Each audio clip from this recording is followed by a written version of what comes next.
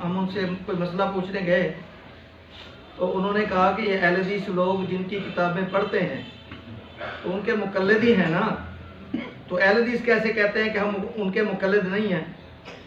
हम और इन इमामों की बात पर यकीन कैसे करते हैं अगर वो मुक़ल्लिद नहीं हैं, इनकी किताबें पढ़ते हैं? उनका कहने का मकसद है। अजीज भाइयों, तकलीद का माना समझ लें, ये सवाल का जवाब समझ आ जाएगा इंशाल्लाह। ये माना मैंने नहीं किया, जो उसूल की किताबें हैं ना उनकी किताबों में ये लिखा हुआ है। उसूल भी मुहद्दिसीन के नहीं, जो आइम्माए अहनाफ ने उसूल की किताबें लिखी हैं। किन्होंने?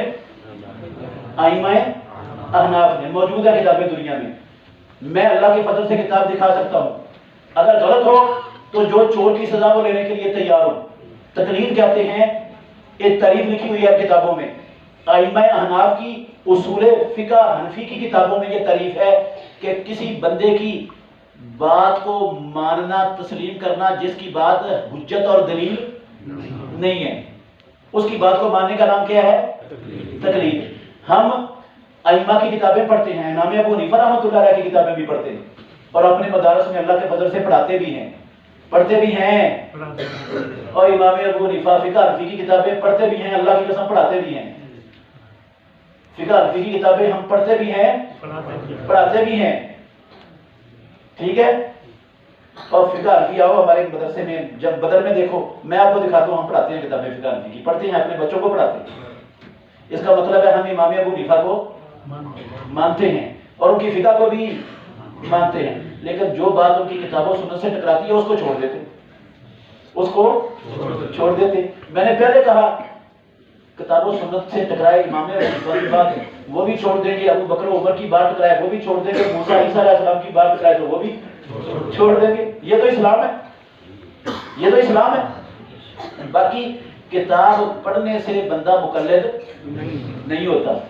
मुक़ल्लिद तब बढ़ता है जब उस किताब की हर बात को हरफे आकर मान ले और उससे इधर उधर हटने के लिए तैयार ना हो। उसके खिलाफ कुरान आए, उसके खिलाफ हदीस आए, उसकी गर्दन को मरोड़ दे, इसकी बात को ना छोड़े, ये होती है तकलीद। और हम तो ऐसा नहीं करते, हम तो सारे इमाम की किताबें भी पढ़ते हैं, उनकी इज्जत भी करते हैं, उन किताबों को अपने शागिर्दों को पढ़ाते भी हैं, लेकिन हम इसके बावजूद मुक़ल्लिद नहीं है। तकलीद ऐसी बात को मानना जो किताबों सुन्नत के खिलाफ है, वो तकलीद है किसी की हो, ठीक है। किताबें पढ़ने से तकलीद नहीं होती। और अगर कोई बंदा हमें अल्लाह और अल्लाह के रसूल की बात पहुंचाए, सुनाए, हम उसकी बात को सुनकर मान ले, हमने उसकी बात नहीं मानी, वो तो सुनाने वाला है, मानी किसकी है?